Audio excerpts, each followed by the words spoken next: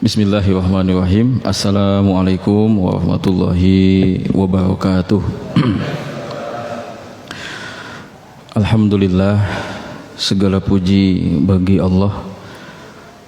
Alhamdulillahi rabbil alamin. Segala puji bagi Allah, pencipta, pengatur, pemelihara, pemilik seluruh makhluk dan semesta alam. Alhamdulillahi ala kulli halin. Segala puji bagi Allah atas setiap keadaan, atas setiap situasi dan kondisi. Alhamdulillahilladzi binikmatihi tatimmus sholihat. Segala puji bagi Allah yang dengan nikmat-nikmatnya sempurna kebaikan.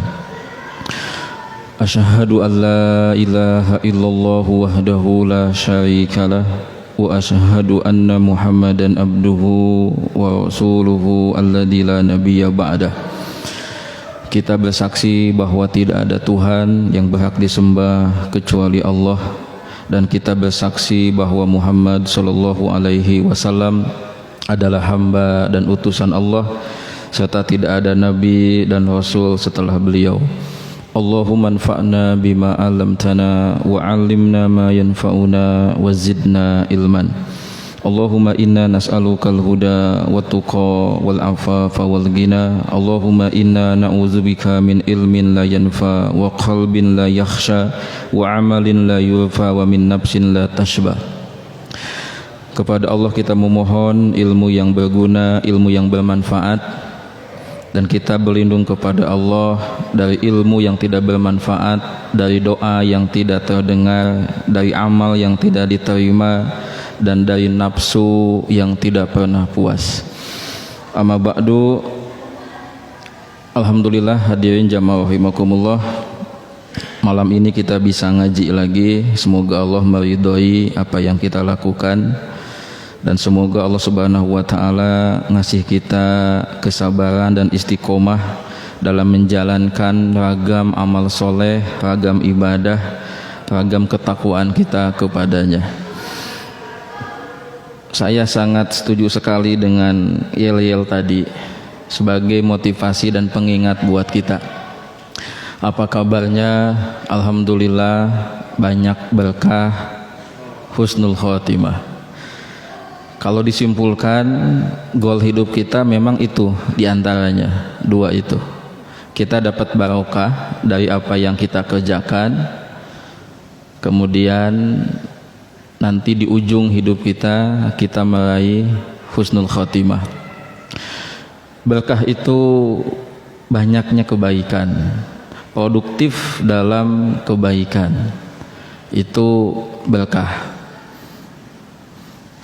Sesuatu yang kita punya, kemudian yang kita punya itu bisa memberikan kebaikan buat kita dan kebaikan buat orang lain, maka sesuatu itu disebut dengan berkah.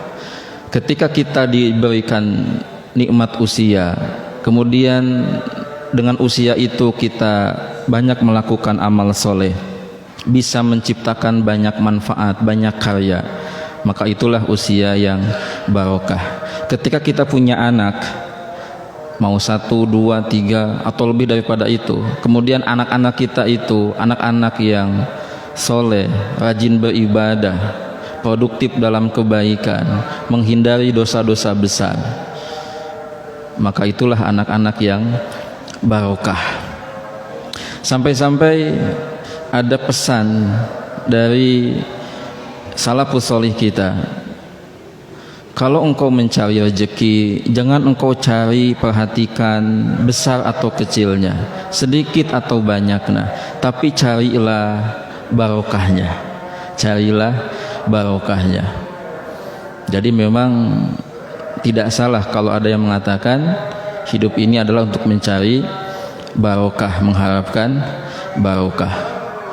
Jadi ini penemu yel ini luar biasa ya. Tinggal nanti semangat sama bahasa tubuhnya nih. Kadang-kadang kan masalah di kita itu karena mungkin faktor U, jadi kurang ekspresif, jadi mati gaya. Mati gaya ya. Alhamdulillah banyak barokah, husnul khotimah. Jamaah rahimakumullah, di ahad keempat fokus kita adalah kita mencoba belajar profil dan kisah-kisah hikmah dari para salafus sholih. Salafus sholih itu adalah mereka para sahabat, tabi'in dan atba'ut tabi'in, 3 generasi terbaik pertama umat ini. Sahabat, mereka adalah murid-murid Rasulullah SAW. Tabi'in adalah murid-muridnya sahabat, dan atba'ut tabi'in adalah murid-muridnya tabi'in.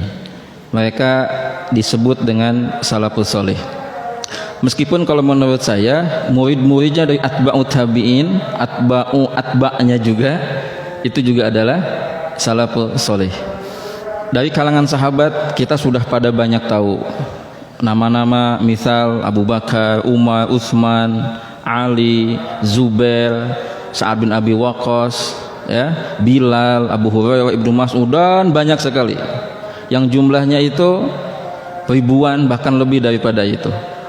Hanya yang populer terkenal ada yang menyebutnya 60 sahabat, ya. Saya pernah membaca satu buku tentang syiar sahabat, ada yang angkanya melebihi 60, melebihi 100 ada. Itu sahabat-sahabat yang mungkin menurut saya penting untuk kita ketahuinya. Kemudian dari kalangan tabi'in, murid-muridnya sahabat, ada nama-nama misal Sa'id bin Musayyab, kemudian ada Uwais Al-Qarni, itu juga generasi tabi'in. Kemudian Abu Hanifah ini juga termasuk generasi tabi'in, walaupun ada yang memasukkan ke atba'u tabi'in. Kemudian atba'u tabi'in ini para imam-imam mazhab ini masuk kepada generasi atba'u tabi'in, kecuali tadi Abu Hanifah. Imam Asy-Syafi'i, Imam Hambali, Imam Malik, ini adalah generasi atba'ut tabi'in. Termasuk Sufyan Ats-Tsauri, Ibnu Mubarak, Al-Auza'i, ini adalah generasi atba'u at-tabi'in. Para imam-imam hadis seperti Imam Bukhari, Imam Muslim dan lain sebagainya, itu kan kalau lihat sejarah, usia mereka itu jauh daripada imam mazhab. Nah, bagi mereka kita nyebutnya apa? Ya mungkin sebutannya adalah mereka pengikutnya para atba'u tabi'in. Seperti itu. Intinya salafus sholih itu adalah orang-orang soleh sebelum kita, orang-orang terbaik dari umat ini, sahabat, tabi'in, atba'u tabi'in. Nah, setiap ahad keempat kita akan fokus kepada studi tentang mereka, belajar mengambil pelajaran dari kepribadian dan kehidupan mereka. Apa tujuannya dan apa manfaatnya? Jamaah rahimakumullah, saya membuat satu formulasi bahwa setiap kajian agama, kajian Islam, termasuk sirah nabawiyah, sirah sahabah, sirah salafus sholih, itu ditujukan dalam rangka kita untuk meningkatkan kualitas iman dan takwa kita. Maka khusus dalam materi sirah nabawiyah, sirah sahabat, sirah salafus sholih, saya menganggapnya itu kita seperti sedang melakukan studi banding, bercermin kepada kepribadian dan kehidupan para salafus sholih. Salah satu cara berislam, beriman, bertakwa yang paling gampang adalah dengan cara yang namanya duplikasi. Kita meniru, kemudian kita mengikuti. Dan para salafus sholih itu adalah orang-orang terbaik di umat ini. Saya suka menyebutnya dengan istilah para leader iman dan amal soleh, leader-leader hidup sukses. Nah, studi banding ini penting untuk kita lakukan dalam rangka untuk kita punya motivasi lebih, kemudian semangat untuk lebih baik. Contoh, kalau masjid kita ingin lebih bagus dari sisi administrasi, manajerial, program, khidmat, dan lain sebagainya, kan salah satu cara yang realistis dan niscaya harus dilakukan adalah masjid kita itu harus melakukan studi banding. kepada masjid-masjid yang kita anggap itu sudah lebih baik dari sisi administrasi, manajemen, program, khidmat dan lain sebagainya. Saya di Sumedang diberi amanat untuk mengelola sebuah yayasan, walaupun cuma sebulan 2 kali ke sana. Hasil pertemuan kami, rapat evaluasi tahun 2021 akhir di bulan Desember, ada satu usulan dari seorang pengurus, bagaimana Pak kalau kita melakukan studi banding kepada yayasan yang hampir sama dengan kita dari sisi programnya. Apa tujuannya? Supaya kita jadi punya gambaran, punya motivasi lebih untuk lebih baik. Dan saya kira Bapak Ibu sepakat dengan teori pentingnya studi banding. Kalau Bapak Ibu seorang pengusaha punya satu produk, salah satu cara untuk mengangkat motivasi supaya bisa lebih semangat adalah melakukan studi banding. Langsung atau tidak langsung? Langsung datang kepada beliau, lihat workshopnya, lihat pabriknya, langsung. Tidak langsungnya bisa baca-baca dari buku, dari artikel, dari lihat di video tentang dia. Dan saya yakin ada satu kesan emosional yang kita dapat ketika kita sudah studi banding. Kita mendapatkan semangat baru, spirit baru. Ketika saya membaca buku yang berisi tentang ulama-ulama Nusantara yang punya kontribusi terhadap dakwah dan peradaban di Indonesia. Satu contoh, saya baca tentang pendirinya Hidayatullah. Saya baca sejarah beliau, bahkan beberapa cerita-cerita beliau, sampai ada hal yang bagi saya sangat emosional. Apa? Beliau ini pecinta buku, kutub buku, sangat senang sekali kepada buku. Setiap uang yang didapat dari pengajaran, dari ceramah, beliau itu tidak semuanya dihabiskan untuk nafkah keluarganya, tapi beliau berusaha untuk menyisihkan beberapa rupiahnya untuk beli buku. Karena bagi beliau buku itu aset, buku itu aset. Sampai-sampai ada satu buku yang beliau ingin beli karena sangat butuh sekali, sangat suka sama buku itu. Sampai beliau bilang sama ustadznya yang lain, temannya, antum ada jadwal ceramah nggak minggu ini? Kemudian kata temannya itu ada. Terus kata dia, boleh nggak tukaran jadwal? Saya sedang ada keperluan, ingin beli buku. Jadi minggu itu dia nggak ada jadwal, adanya pekan depannya. Tapi dia ingin sekali dapat buku itu segera. Sampai bilang begitu. Jadi studi banding itu bisa membuat motivasi kita jadi meningkat. Nah, pertanyaannya, studi banding apa, tema apa yang ingin kita ambil dari kita belajar sirah salafus shalih? Kalau tadi teman-teman yang punya usaha, punya bisnis, temanya adalah ingin dapat insight baru, motivasi baru tentang dunia usaha. Yayasan, studi banding ke sebuah yayasan ingin dapat motivasi, insight, kemudian tentang manajemen yayasan. Bahkan dalam level kayak anggota dewan itu juga ada materi dan program studi banding. Nah, kalau kita belajar sirah salafus shalih, apa tema poin studi banding kita? Maka jawabannya adalah kita studi banding tentang bagaimana menjadi muslim yang baik, muslim yang sukses. Studi banding bagaimana beribadah yang baik, menjadi hamba Allah yang baik. Ingat jamaah sekalian, judul besar hidup kita di dunia adalah menjadi hamba Allah, menjadi muslim. Jadi silahkan studi banding tentang masalah dunia sesuai bidangnya masing-masing. Tapi dalam masalah ubudiyah, masalah keimanan, ketakwaan, kita juga mesti punya perhatian. Dan caranya adalah kita studi banding untuk kemudian kita bisa menduplikasi kebaikan-kebaikan para salafus shalih.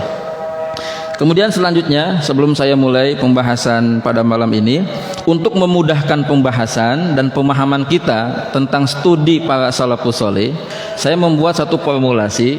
Yang pertama adalah kita akan membedah profil-profil beliau itu dengan beberapa pendekatan, yaitu kita akan bedah tentang profil diri dan keluarganya secara umum, orang dan keluarganya, tentang nasabnya secara umum saja, termasuk fisiknya seperti apa, gambaran fisiknya, agar kita punya imajinasi tentang beliau-beliau ini. Yang kedua, tentang afiliasi. Afiliasi itu adalah keterikatan, preferensi, kepada siapa beliau ini berguru, kepada siapa beliau ini mengaji, pemahamannya seperti apa, ngikuti siapa, itu afiliasi. Itu afiliasi. Ini soal referensi rujukan dalam berilmu dan berislam. Yang berikutnya, apa dan bagaimana partisipasi beliau-beliau dalam Islam, dalam dakwah dan jihad Islam. Yang berikutnya, apa kontribusi beliau-beliau terhadap Islam. Karena ketika kita membaca ayat intan surullaha yansurkum, jika engkau menolong agama Allah, maka Allah akan menolong kamu. Ini adalah ayat tentang kontribusi. Ayat tentang kontribusi. Apa yang kita berikan untuk agama ini. Dan yang terakhir adalah prestasi. Apa pencapaian beliau, apa keutamaan beliau dalam hal amal soleh, sehingga kita patut untuk menirunya. Ada hadis Nabi SAW, sesungguhnya sahabat-sahabatku itu adalah seperti bintang. Dari siapa saja kalian meneladani, siapa saja yang kalian jadikan teladan, mau dari Ibnu Mas'ud, Abu Hurairah, sisi apanya saja yang kalian jadikan teladan, maka kalian akan mendapatkan petunjuk. Sehingga jumlah para salafus shalih, sahabat khususnya, yang nanti kita bedah, kita kaji, kemudian kita dapat insight, motivasi, kemudian kita jadi ingin menirunya, berarti kita termasuk orang yang mendapatkan petunjuk. Contoh, ada sahabat yang membagi malam menjadi 3. Membagi malam menjadi 3. Untuk tidur, untuk sholat, sama untuk mengkaji, belajar. Ada sahabat yang oleh Nabi dikasih wasiat, witir sebelum tidur, puasa 3 hari setiap bulan, duha 2 rakaat. Ketika kita mendapatkan pelajaran itu, kemudian kita jadi termotivasi, oh, witir sebelum tidur, ini adalah amalan sahabat dan wasiat Nabi kepada sahabat tertentu. Oh, puasa 3 hari setiap bulan, itu pilihan yang mungkin realistis untuk saya. Karena mungkin puasa Daud nggak kuat, Senin Kamis nggak bisa, ya udah sebulan 3 hari. Sama duha 2 rakaat. Nah, itu contohnya ya, seperti itu. Baik jamaah rahimakumullah, kita akan mulai studi kita tentang salafus shalih dari sahabat yang utama. Sahabat yang utama yang disebut-sebut dalam beberapa riwayat, ini adalah orang terbaik di umat Islam ini setelah Nabi Muhammad SAW. Orang terbaik di umat Islam. Jadi setelah Nabi Muhammad, kita kan umat nih pengikut. Nah, terbaik dari umat ini adalah beliau ini, ya. Beliau ini. Ada yang tahu siapa beliau? Abu Bakar. Ini kayaknya saya harus selalu nyiapin doorface ke depan ya. Karena kalau ngaji siro ini kayak gitu, kuis-kuis ya. Gitu. Kita nyiapin doorface insyaallah mulai bulan depan, ya. Jadi kita akan mulai jamaah rahimakumullah dari Abu Bakar As-Siddiq radhiyallahu anhu. Tentang pribadi beliau, gimana orangnya, gimana keluarganya.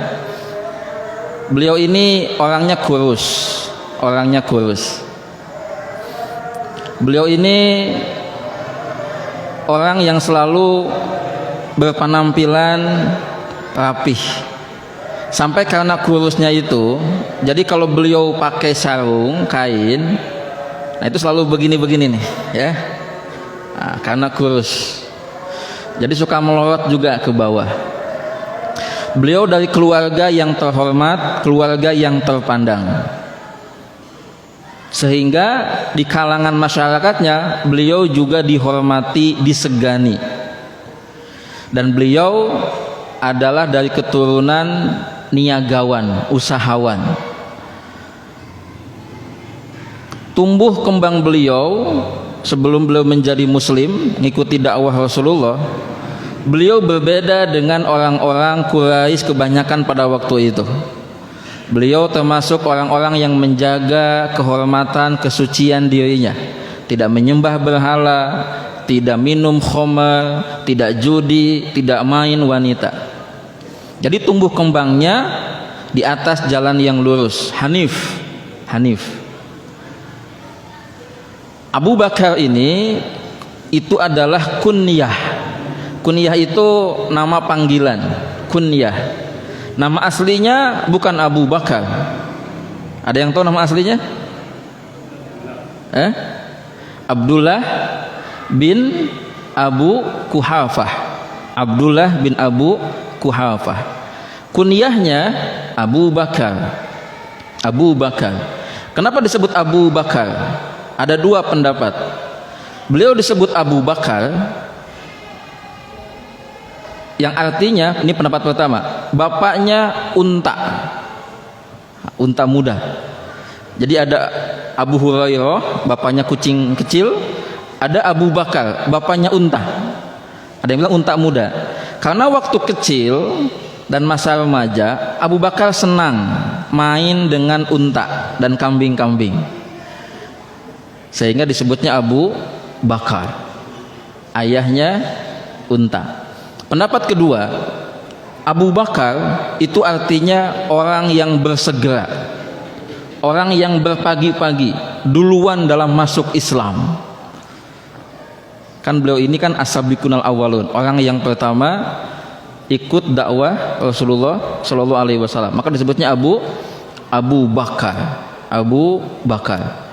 Kemudian beliau punya dua gelar, As-Siddiq sama Al-Atiq.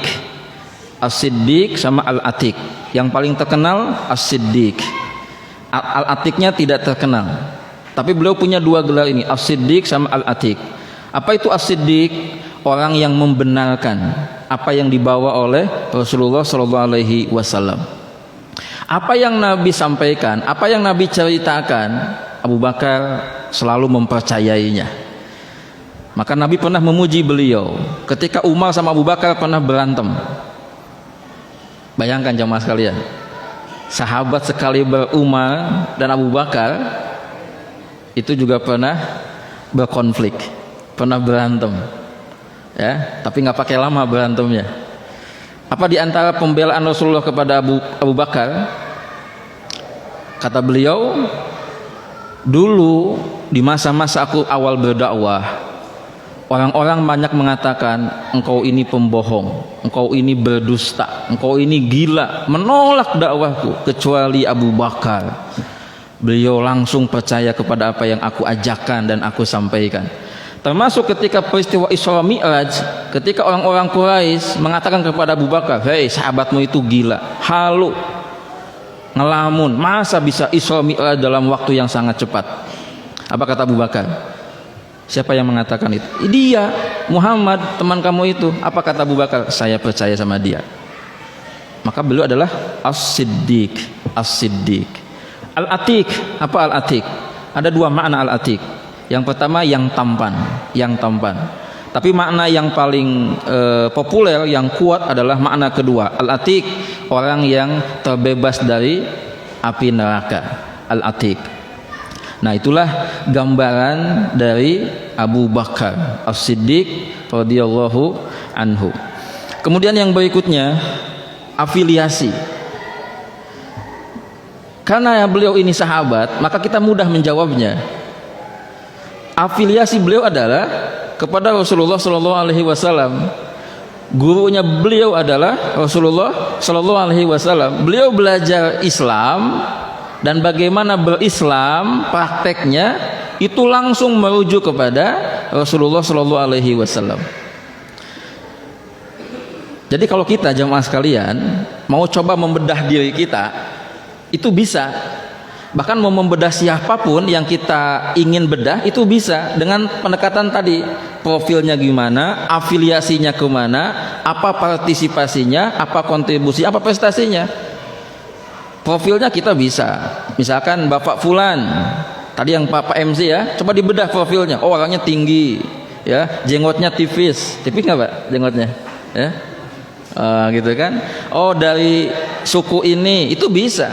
Sekarang afiliasinya, Abu Bakar itu ke Rasulullah langsung. Kalau Pak MC kemana afiliasinya?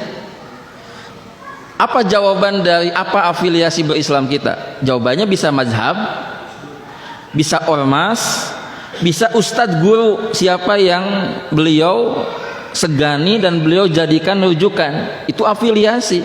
Dan setiap kita itu mesti punya afiliasi. Tadi Pak jawabannya mazhab, ormas, ini untuk bikin kita gampang ya, termasuk yayasan, bahkan termasuk partai politik, itu juga bisa jadi teori afiliasi. Jadi kalau Bapak Ibu mau membedah saya, itu boleh-boleh saja. Pak Romli ini siapa sih? Apa afiliasi berislamnya? Bisa dibedah gitu. Dan saya yakin setiap ustadz yang di sini juga dia punya afiliasi. Dan nah ini pesan saya nitip, selama afiliasi itu adalah dalam ranah Ahlus Sunnah wal Jamaah, maka beliau semua berafiliasi sesungguhnya kepada Rasulullah Shallallahu Alaihi Wasallam. Nah seperti itu. Kecuali ada narasumber di sini yang afiliasinya misalkan kepada Syiah, nah, berarti dia sudah keluar dari Ahlus Sunnah.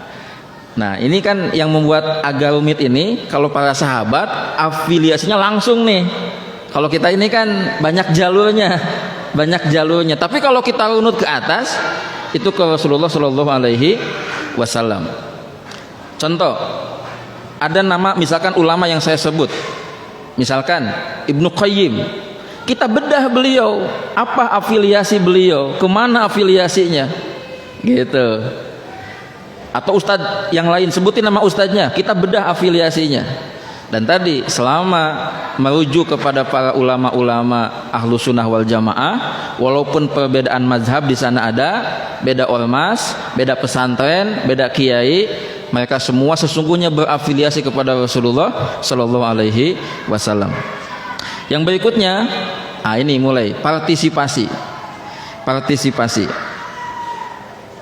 Apa itu partisipasi? Yaitu peran serta, ikut serta, hadir, ikut.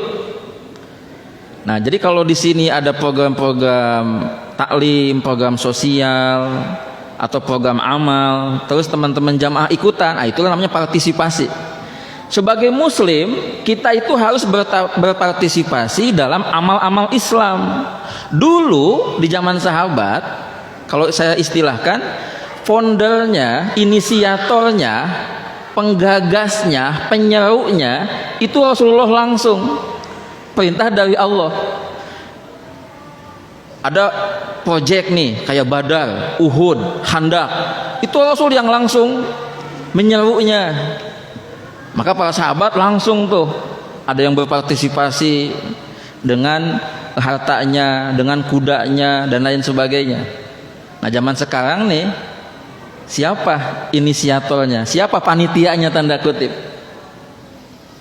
Jawaban saya adalah lembaga-lembaga Islam, termasuk masjid di sekitar kita, itu adalah panitia yang kalau masjid sekitar kita menyeru, mengajak untuk beramal soleh, beramal islami, nah kita sebagai muslim yang baik harus ikut berpartisipasi gitu. Bagi teman-teman yang berafiliasi dengan sebuah ormas, maka itu bisa menjadi dianggap sebagai panitianya. Jadi ketika ormas itu menyeru, mengajak anggotanya, jamaahnya untuk berinfak, kita bikin pesantren, kita mau membebaskan lahan ini, teman-teman sebagai muslim yang baik, jamaah yang baik, anggota yang baik harus berpartisipasi. Jadi ciri muslim yang baik itu berpartisipasi dalam amal soleh, dalam amal Islam, dalam proyek-proyek jihad, proyek-proyek kebaikan, proyek-proyek ketakwaan. Apa di antara partisipasi Abu Bakar As-Siddiq yang terkenal, yang tercatat dalam sejarah? Yang pertama, ini mungkin agak dekat dengan kontribusi ya, yaitu manfaat karya. Beliau ketika disebut sebagai as-sabiqunal awalun, bahkan orang pertama dari kalangan orang dewasa, maka beliau adalah menjadi dai yang banyak mengislamkan banyak sahabat-sahabat yang lain. Kalau kita mengenal nama Abdurrahman bin Auf, Utsman bin Affan, Zubair bin Awam, Thalha bin Ubaidillah, itu semua jamaah sekalian Siapa yang mengislamkan? Bukan Rasulullah, tapi Abu Bakar. Jadi yang ngajaknya itu Abu Bakar. Jadi kalau kita pakai teori barang siapa yang mengajak kepada kebaikan, maka dia mendapatkan kebaikan seperti yang dilakukan sama yang diajaknya itu. Maka bagaimana betapa besarnya pahala Abu Bakar dari kebaikan yang dilakukan sama Utsman bin Affan, Abdurrahman bin Auf, Zubair bin Awam, Talha bin Ubaidillah. Karena pasti setiap kebaikan yang dilakukan sama sahabat-sahabat yang tadi, Abu Bakar dapat pahala pasif, dapat pahala yang mengalir, dapat pahala yang mengalir. Sama ketika kita membaca sejarah, siapa yang membawa Islam ke Mesir? Jawabannya kan Amr bin As. Maka kita menyimpulkan betapa banyak besar pahalanya Amr bin As. Setiap amal soleh kebaikan yang dilakukan sama orang Mesir, umat Islam di Mesir sampai sekarang, Amr bin As dapat pahala, dapat kebaikannya. Jadi partisipasi Abu Bakar dalam dakwah luar biasa. Tokoh-tokoh sahabat itu ternyata Abu Bakar lah yang menjadi perantara berislamnya mereka. Yang berikutnya apa? Partisipasi Abu Bakar. Beliau membebaskan budak-budak. Kalau membebaskan budak berarti ada harta yang keluar. Ada harta yang keluar. Kita mengenalnya sih ada satu budak yang dibebaskan sama Abu Bakar, Bilal bin Rabah. Tapi ternyata ada 7 budak. Ada 7 budak dibebaskan, kemudian mereka menjadi Muslim. Dari Qais dia berkata, Abu Bakar telah memerdekakan Bilal dengan cara membelinya dari tuannya Umayyah bin Khalaf. Ketika itu Bilal sedang disiksa dengan cara ditindih batu. Kemudian Abu Bakar membelinya dengan emas sebanyak 5 uqiyah. 5 uqiyah, 1 uqiyah itu 40 dirham. 40 dirham. Maka orang-orang berkata kepada Abu Bakar, wahai Abu Bakar, seandainya kamu tidak menyepakati harga itu terlalu mahal. 5 uqiyah itu terlalu mahal. Kalau kamu nawar kepadaku 1 uqiyah saja, pasti aku akan jual Bilal kepadamu. Jadi kata orang-orang yang melihat Abu Bakar membeli Bilal, membebaskan Bilal dengan 5 uqiyah, itu katanya kemahalan.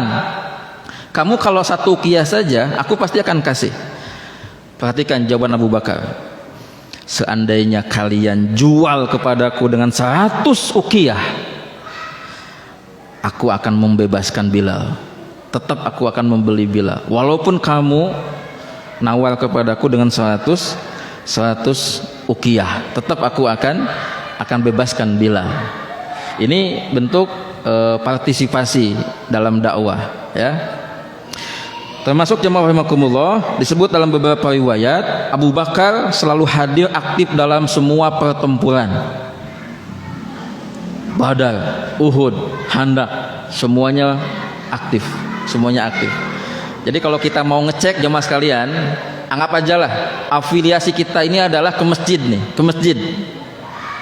Coba partisipasi kita di masjid ini sudah hebat apa belum? Setiap kegiatan yang diselenggarakan sama masjid, kita selalu hadir. Berarti bagus.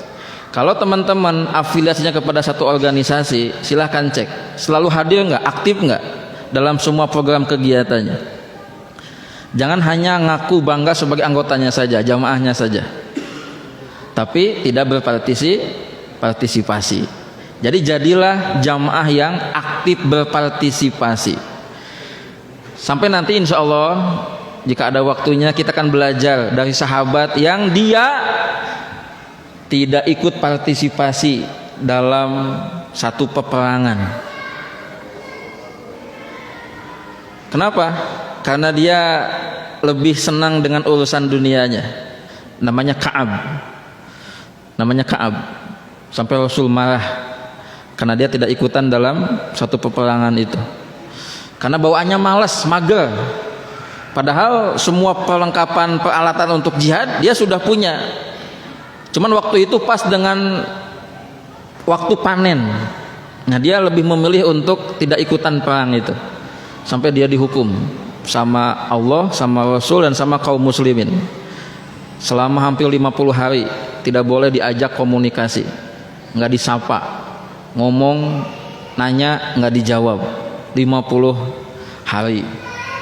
Ya.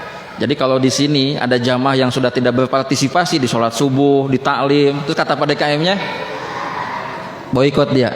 Wah, berat itu. Cuekin dia. Maka disinilah teman-teman, ini soal afiliasi nih, penting afiliasi. Karena kita akan ketemu sampai pembahasan siapa pemimpin kita. Siapa yang berhak untuk membuat sebuah program, mengajak dan lain sebagainya. Kan begitu. Tadi jelas dulu para sahabat langsung dari Rasulullah Shallallahu Alaihi Wasallam. Nah maka mudah-mudahan jawaban saya, pendapat saya itu bisa menjadi solusi.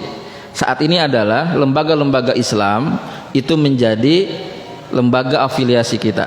Yang paling minimal adalah masjid, ya masjid. Jadi ketika masjid kita menyeru, mengajak untuk berinfak, bersedekah, untuk program taklimnya, pendidikannya, sosialnya dan lain sebagainya, kita sambut sebagai bagian dari amal Islami, seperti itu ya. Jadi itu partisipasinya Abu Bakar dalam dakwah. Beliau termasuk orang yang mengislamkan banyak sahabat utama, membebaskan budak dan aktif dalam beberapa peperangan. Sekarang kontribusinya apa yang Abu Bakar berikan sebagai sebuah karya manfaat untuk umat Islam, Abu Bakar sudah selesai dengan amal pribadinya. Kalau kita lihat beberapa riwayat, Abu Bakar ini adalah orang yang produktif dalam kebaikan. Pernah Nabi mengabsen kebaikan para sahabat. Siapa yang hari ini sudah bersedekah? Abu Bakar angkat tangan. Siapa yang hari ini sudah menengok orang sakit? Abu Bakar angkat tangan. Siapa yang hari ini sudah bertakziah kepada orang yang meninggal? Abu Bakar angkat tangan. Siapa yang puasa hari ini? Abu Bakar angkat tangan. Jadi setiap pertanyaan Nabi tentang kebaikan, Abu Bakar selalu angkat tangan. Sampai Nabi mengatakan, siapa yang mengumpulkan semua kebaikan seperti tadi, maka dia boleh masuk surga dari pintu mana saja yang dia kehendaki. Jadi soal amal pribadinya Abu Bakar sudah selesai, sudah hebat, sudah luar biasa. Maka ada yang mengatakan beliau ini adalah sudah seperti Rasulullah. Makanya disebut sebagai sahabat yang utama. Jadi umat Islam yang terbaik adalah ya Abu Bakar. Sampai dalam Tarikh Khulafa saya membaca sebuah riwayat, andaikan iman amal soleh umat Islam ditimbang sama iman amal solehnya Abu Bakar, tetap Abu Bakar ini lebih berat, lebih mulia.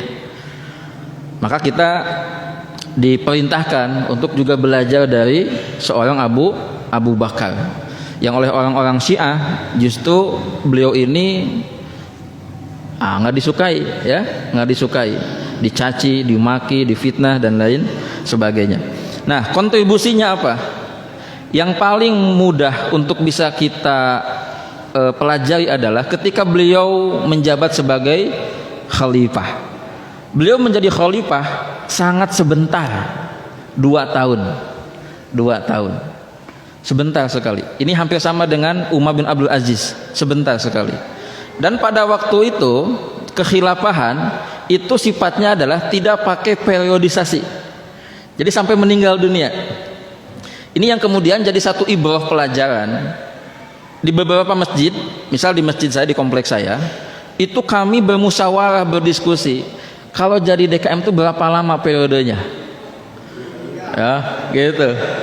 Saya termasuk yang mengusulkan belajar dari kekhilafahan itu, bahwa menjadi DKM itu tidak dibatasi periodisasinya, itu sampai meninggal, ya, atau mengundurkan diri atau pindah domisili. Jadi yang berubah itu adalah teamworknya. Ada yang setuju, ada yang tidak. Yang setuju beralasan iya, karena kita juga ingin mencoba menghidupkan pola waktu zaman kekhilafahan. Yang tidak setuju alasannya ini era modern. Yang kedua, menghindari pengkultusan ketokohan, gitu ya. Nah, ini masih jadi perdebatan di masjid kami, Pak, ya. Kalau di sini mangga sesuai musyawarah mufakat. Musyawarah mufakat. Tapi kalau saya pribadi cenderung sampai meninggal. Sampai meninggal seperti itu. Adapun pertemuan 3 tahunan, 5 tahunan itu hanya evaluasi besar. Evaluasi besar, rapat umum saja. Rapat umum saja. Tapi anggota jamaah itu boleh mengajukan misalkan tidak lagi setuju dengan pemimpin yang saat ini memimpin, harus ada yang baru, tetap mesti ada musyawarah. Maka penting untuk punya namanya Dewan Syuro, Majelis Syuro. Ini kalau kita nanti merujuk kepada ketika Umar bin Khattab meninggal, nah Umar menunjuk sahabat-sahabat utama untuk menjadi Majelis Syuro. Tapi itu sifatnya tidak tetap. Mereka rapat ketika ada momentum saja, ketika ada urusan saja. Jadi tidak dilembagakan, ya, tidak dilembagakan. Apa kontribusi Abu Bakar ketika menjadi khalifah walaupun cuma 2 tahun? Banyak sekali. Yang pertama, kodifikasi Al-Quran. Ini dimulai dari masa kekhalifahan Abu Bakar sampai sekarang jadi mushaf, cikal bakalnya ada pada masa kekhalifahan Abu Bakar. Idenya dari Umar. Idenya dari Umar. Abu Bakar awalnya menolak, beda pendapat, tapi kemudian mengikuti pendapat Umar. Tapi tetap sejarah mencatat awal kodifikasi Al-Quran, pencatatan Al-Quran itu ada pada masa Abu Bakar. Tapi idenya dari Umar. Yang kedua, sudah mulai ada konsep Baitul Mal. Walaupun idenya lagi-lagi bukan dari Abu Bakar, tapi dari Abu Ubaidah. Sampai ada satu riwayat yang menjelaskan ketika Abu Bakar menjadi khalifah, Abu Bakar masih aktif berdagang, berjualan. Ketemu sama Umar. Kata Umar, engkau ini sudah menjadi khalifah. Sampai Umar kemudian berpendapat begini, kau tinggalkan pekerjaanmu, kau tinggalkan mata pencaharianmu, fokuslah untuk mengurus kaum muslimin. Kemudian Umar mengajak beliau kepada Abu Ubaidah sebagai bendahara pada waktu itu. Kemudian diputuskanlah Abu Bakar fokus ngurus umat, ngurus masyarakat muslim, berhenti bekerja. Kemudian semua hidupnya ditanggung dari Baitul Mal. Dari Baitul Mal. Jadi memang pelajarannya, kalau orang menjadi pemimpin, apalagi pemimpin umat, ngurus umat, harusnya ada kebijakan seperti itu. Dia sudah tidak lagi berurusan dengan urusan bisnis pribadinya. Dia sudah harus mulai fokus untuk berkhidmat, melayani rakyat, melayani masyarakat. Makanya dulu ketika ada seorang anggota dewan dari selebritis, dari artis, setelah dia jadi anggota dewan, dia masih menerima tawaran iklan, main film, kemudian dikritik, wajar.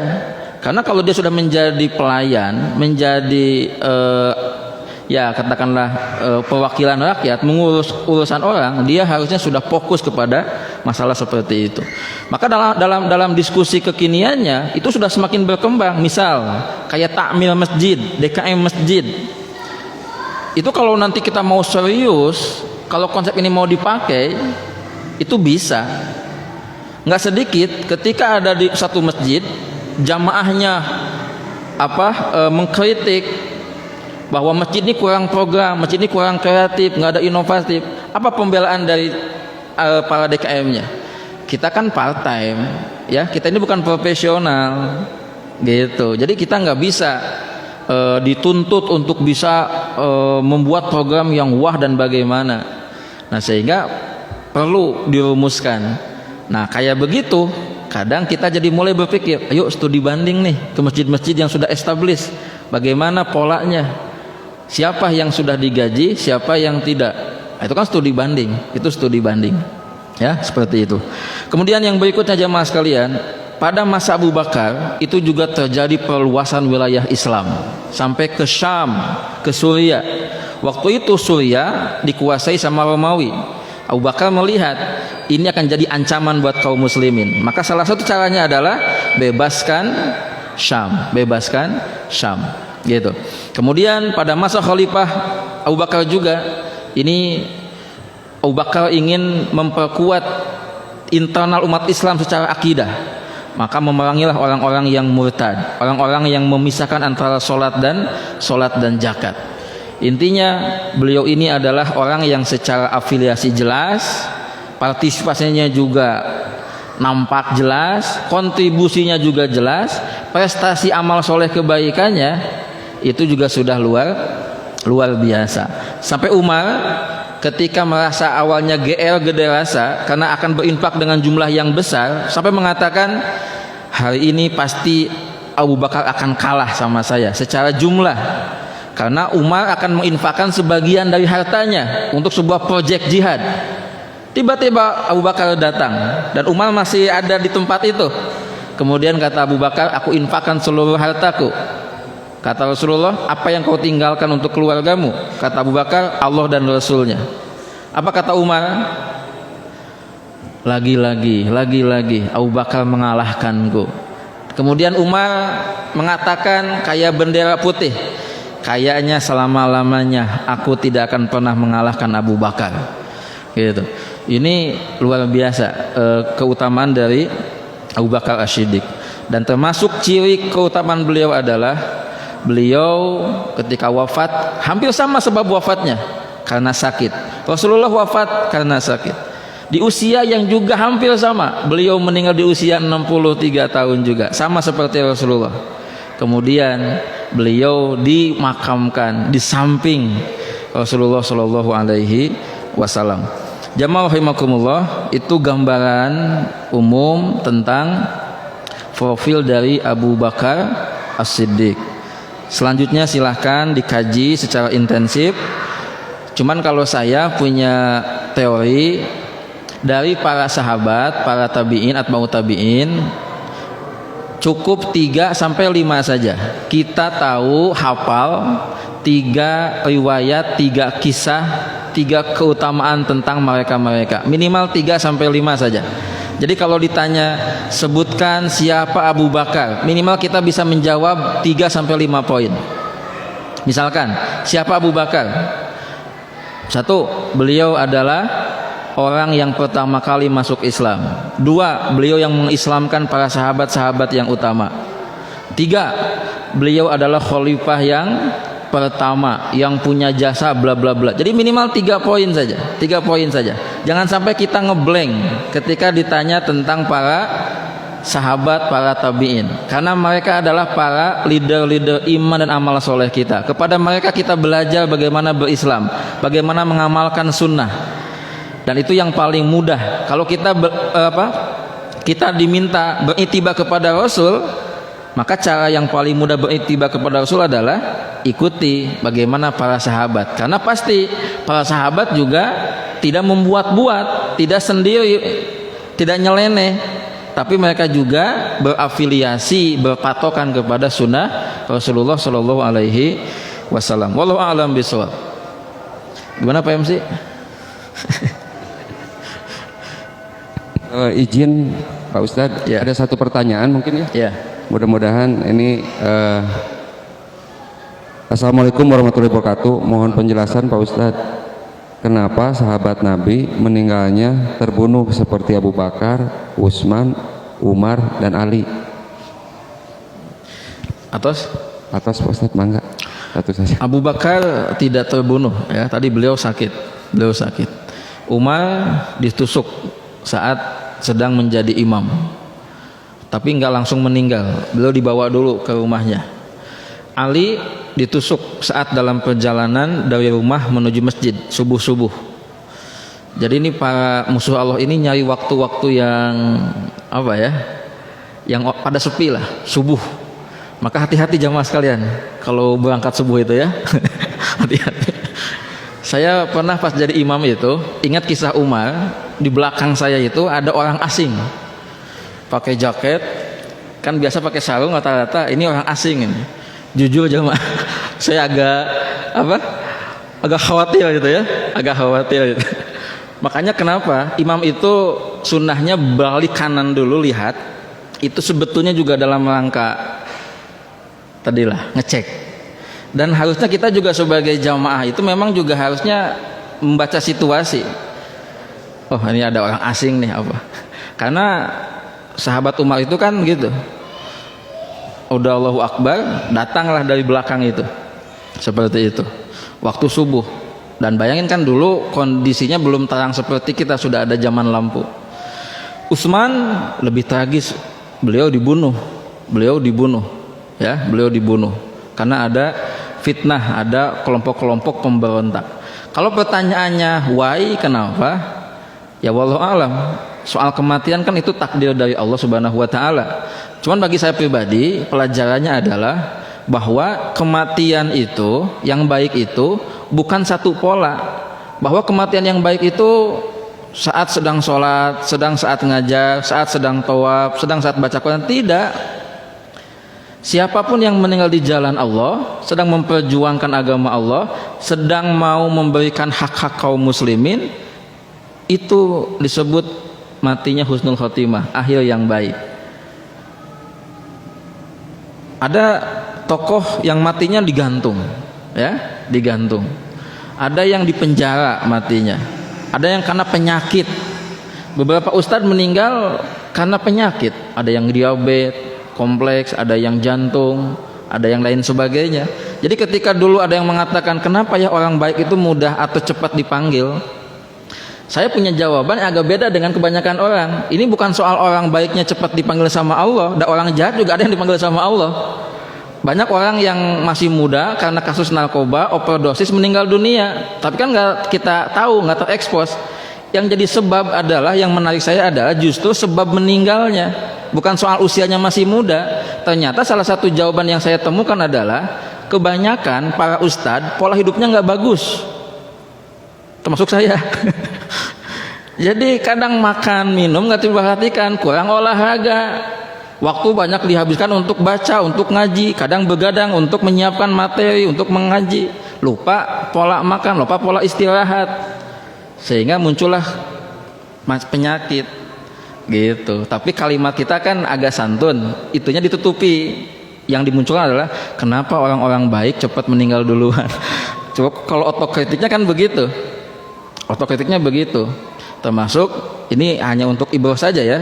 Ketika Al Ustadz Eka Permana misalkan kemarin meninggal, ya Allahu yarham, saya cek sama teman yang dekatnya itu, punten, beliau kenapa sampai masuk rumah sakit dulu? Iya, beliau diabetes, kena diabetes juga. Seperti itu. Jadi kesimpulan saya semakin menguatkan hipotesa saya. Berarti di pola hidup ya, di pola hidup seperti itu. Jadi gitu Pak ya, wallahu alam bisawab. Mungkin demikian jamaah rahimakumullah. Hapunten kalau ada hal yang kekurangan, insyaallah kedepannya saya akan mencari cara yang efektif, efisien, karena kajian sirah ini beda sama kajian-kajian yang lain, sehingga dalam durasi yang terbatas, yang pendek, apa yang disampaikan bisa efisien, bisa efektif ya, seperti itu. Hatur nuhun atas semua perhatiannya dan partisipasinya. Semoga jadi ilmu yang bermanfaat. Rabbana taqabbal minna innaka antas samiul alim wa tub alaina innaka antat tawwabur rahim. Subhanakallahumma wa bihamdika asyhadu an la ilaha illa anta astaghfiruka wa atubu ilaik. Wassalamualaikum warahmatullahi wabarakatuh.